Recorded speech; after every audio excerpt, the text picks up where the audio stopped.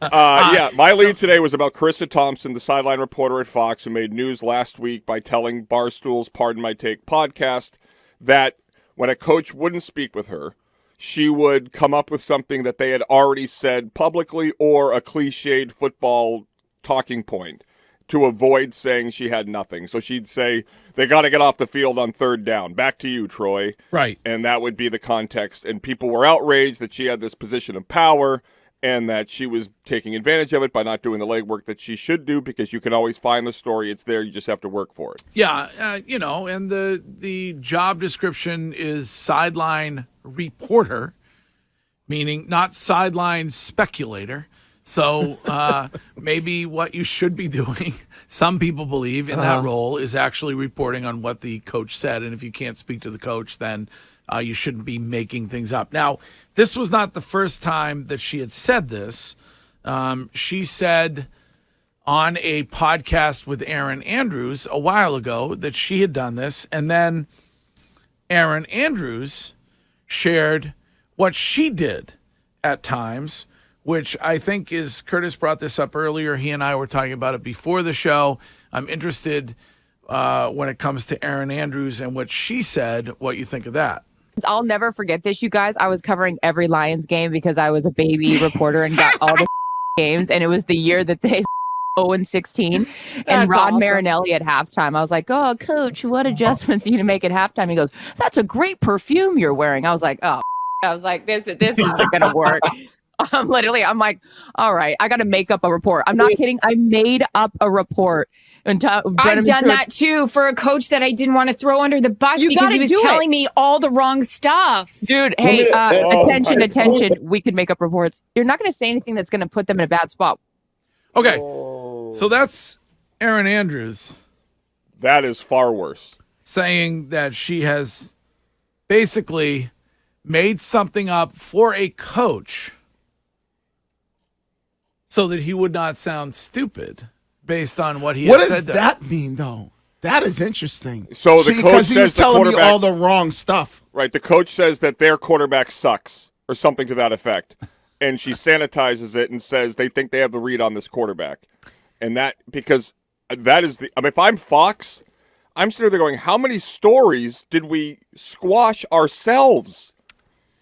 Like, you don't work for the Bears or the Patriots. You work for Fox, which is paid to cover the NFL. Right. The thing that sucks, and the more that I saw all over social media all weekend long, is it's Erin Andrews and Charissa Thompson, like two of the biggest names that have been working in this industry for a really long time.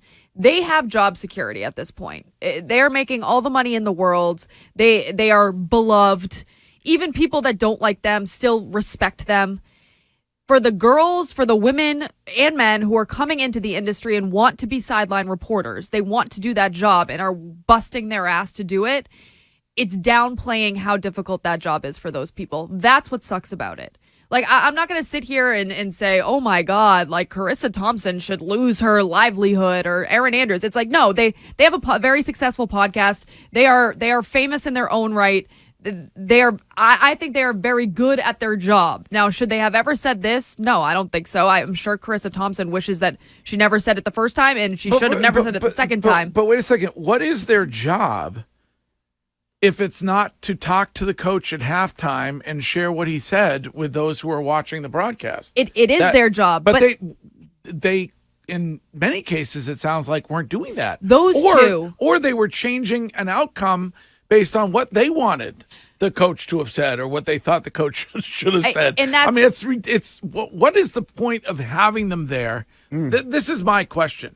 What is the point of having them there as a sideline reporter if they're not reporting on what actually happened? Because I don't think everybody does that. You guys did this on Friday, too, when we talked about it, and you said, like, the job's stupid. It's pointless for them to be there. And I gave examples of two women that I really respect that I do think a phenomenal job. That's fine, but we're not talking about them. We're talking about these two. But I can give my point of view where I'm saying I think this is why it's so terrible what they did, how they made a joke out of this job, because there are people that I really respect in the industry who bust their ass game in and game out that are now being looked at as jokes.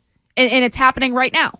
But I don't get like I see like the only thing all right.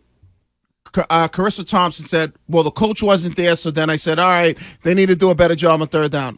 Okay, like, all right, so you weren't able to get the coach, so you just made something up in that moment. Big deal. That's not bothering me. Then Aaron, but they make it up as if the coach said it to them. That's the problem. No, like anybody watching said game can determine on their own that they need to do a better job converting on third downs.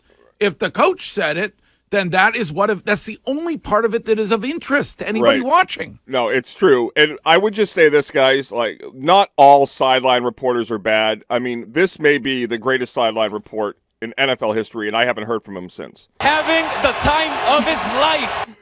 But it's really like, what are they doing that is so... and I don't even pay attention to the sideline reporters. What are they really doing? And the people are all up in arms. And I think it's more. I know you're never gonna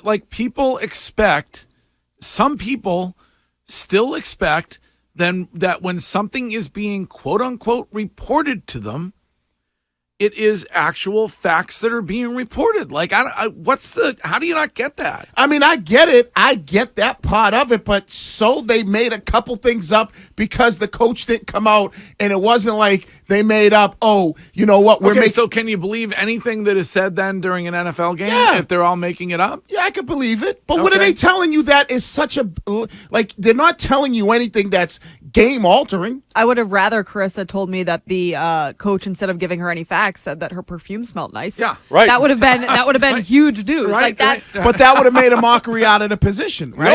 No, that would have made a mockery out of the coach. Right. Yeah, but I don't think they want to do that. Like, I know. So they were okay, so you can look at it as they were protecting these coaches, but which is why I don't understand why this is a big deal. Like, of course they're going to protect the coach. Like, if they ever want a coach to talk to them again, they're not going to just be like, yeah, this coach said, "Ooh, your perfume smells good." But if the coach It's is just dumb, dumb. but if the coach is dumb enough to think it's off the record when he's talking to a sideline reporter at halftime, then it's his fault. And the other thing is, I'm on, like, you can have both of these opinions. One, I think Charissa got dragged, and it's been a little bit much. I mean, social media has basically spent 48 hours just assassinating her character. However, if the coach says nothing, that's newsworthy. Just report that. Right. I tried to talk to Coach Belichick. He harumphed and walked away.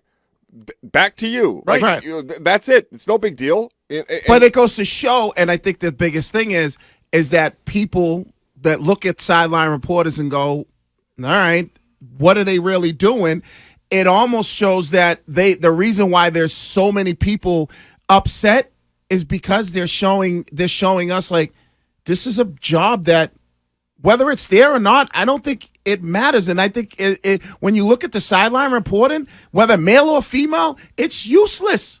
What do they do? And that's why there's so much of this, people standing on their soapboxes, because they know they don't really do anything. Yeah, I think if it was a guy who said this, then he would not be getting dragged for 48 hours. Why? What's the thing? Because look at the Twitch right now. Every single person. It's just women because they look good. That's why they're out there. There's no point to this job. It's over and over and over again. To it. And see, I think when people go the extra mile to tell you the point to their job, that really tells me there's no point to this job. You know what? Hey, great for them. They make $700,000 or $1 million just to ask the coaches he's running off the field, hey, what adjustments are you going to make in the second half? Good for them for having that job, but anybody could do that. And just the male-female thing, this is the most infamous sideline report, and it happens to be a male. Coach, it's a pleasure to be with you guys here on the field from up close, just watching Coach Vance Joseph. From here, you watch him now on the screen. This diversity in his background is helping him a lot tonight. Quarterback at Colorado, defensive back in the NFL, and here he is, having the time of his life this night, making his head coaching debut. Fantastic. Well done. And see, I didn't get why people were dragging him, because all he was talking about, a guy played quarterback, played defensive back, and Curtis, second best sideline reporter interview ever is this one right here. Super Bowl champion Jermaine. Oh my gosh. don't worry about it. And I think that's the biggest reason why people are upset, Courtney, is because, yeah, we are making a mockery out of it, but just say the job is not really that difficult. The fact that you have to shove down my throat how difficult the job is as a sideline reporter, when all you're doing is asking the coach, what adjustments do you need to make, or reporting on somebody being hurt that we all saw get hurt? But we could make the same argument about a pregame show. We love Boomer, right? But is there ever anything clever or unique to Bill Cowher saying, I think the Patriots need to hold on to the football today and pressure the quarterback? No, but the only reason why people go to it is because it's a former head coach who won a Super Bowl, so they feel like, oh, I'm getting all this insight from a guy, who's coached at the highest level, and maybe he'll give me a few nuggets on what I can expect coming from this game. Yeah. This is Phil from Rhode Island. What's up, Phil? Hey, guys. I was just calling about the Aaron Andrews thing. Yeah. Maybe you're missing. I just think maybe you're missing a little bit. Maybe she's saying she made up stuff because when she asked a question, all they talked about was her looks or her perfume, and she wanted to not make them look sexist. Maybe. Yeah. Maybe that's what she's saying. That's pretty bad if that's what it is. Well, Because I wish that she would expose the people that did that. yeah, But she did say, and here's what I would like to know. She said what they were telling me was wrong. So what were they telling you that when you were reporting on the sideline that you didn't want to say because it was wrong? That's the part where I'm kind of like... I'm sorry. I'm just so over people at the moment. All these people that are like, it's the easiest job in the world. Well, they're that's all, what Wiggy's saying. Yeah, It they're is, all though. dumbos. No, It's I didn't say they're dumbos. Why aren't they all doing it? Why is not everybody in the Twitch chat? If it was that easy, why don't you guys go and get that job and make millions of dollars? No. But Courtney, I think the dumbo part is where you're upset. I don't have the hair. Because I'm But is the job I'm that reading difficult? this over and over again, and they're trying to drag me to. I was never a sideline reporter. I never wanted to be a sideline reporter. I'm not a reporter. It's just I'm so sick of people saying that this X job is so easy, but they couldn't do it. Because if they could, then everybody would be making $1 million. No, but that's not No, the case. I'm But just you get the point. I'm so sick of it. Reading the outrage on Twitter, the outrage everywhere else, and watching people that, I'll say it again, I respect and they bust their ass for their job, get dragged. Jamie Erdahl, Molly McGrath, the list, those people should not be getting dragged into this conversation. It's that's infuriating. not the fault of the people who are commenting on it. It's the fault of Charissa Thompson and Aaron Andrews. But they, I guess because they brought it up that then everybody else can drag them in. But they weren't saying that everybody makes it up. No, but they're making it seem like the job is easy. They're making it seem like when they say those things, they're basically saying anybody could do this. Right. If we didn't have silent reporters, we wouldn't have this sound from Courtney's wedding with Greg on the dance floor. I want to kiss you. And I think that's where I can see where your frustration comes in, because the majority of them are women, right? And then the people will come with the negative stuff like, oh, any, bozo can do that. But the job itself isn't difficult. So when people are like, these people are standing on whether it's, Jamela Hill or some of these other people, the job is so difficult. No, these two who are at the top of their game when it comes to sideline reporters are showing you that the job's not that difficult. At times, we got to make stuff up. And we can make stuff up because they're saying, who's going to get mad at going, we need to do a better job on third down? Anybody could do that as a sideline reporter. You go, you say, hey, here's the question. Coach, what adjustments you need to make? Coach says this, and you report that. Yeah, to me, it's not about whether the job is difficult or not. It's about, do you have an expectation when it comes to all media that what you're being told is the truth? And in this particular case, it certainly happens everywhere, apparently. You just, in general, I guess, can't believe reporting, quote unquote, as being factual. Yeah, like in this case, I don't really care if they make that stuff up because You don't? No, because Well, what's the point of it Because then? I bet you if they did grab the coach, those would be some of the things that he would say. Okay, but that's not the way you do reporting. But is that really reporting? It is, because even though I find it to be relatively meaningless, especially because I happen to watch the game with social media, so the Patriots will update the injury status of players. I don't rely on, Andrea Kramer. However, if Bill Belichick says it's about the defense or the offense, that's newsworthy, whichever one he said, by omitting the other. It's not something that you're going to stop what you're doing and your jaw's going to reach the floor. Yeah, but they're not saying that they're not reporting that part of it. Like they're saying that when a coach is being sexist or says something stupid, then they don't report that. No, because I don't think it was. I mean, that's exactly what they're saying, because that way they don't.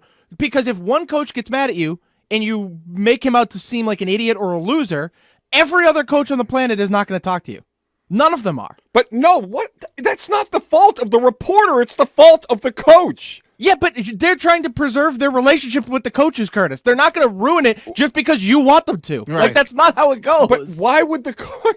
It is not the fault of the reporter to wear nice perfume and to ask a question. If the reporter... I don't blame. I don't disagree with you. But at the same time, those coaches, every other coach in the NFL, will hold it against them. But by that logic, they should be talking to them if they're nice and They don't do report. talk to them. Carissa Thompson says she makes it up. Yeah, when they can't get to them, or when they give them something stupid or sexist. Right? No, she didn't. That was Erin Andrews with the section. Right. Yeah.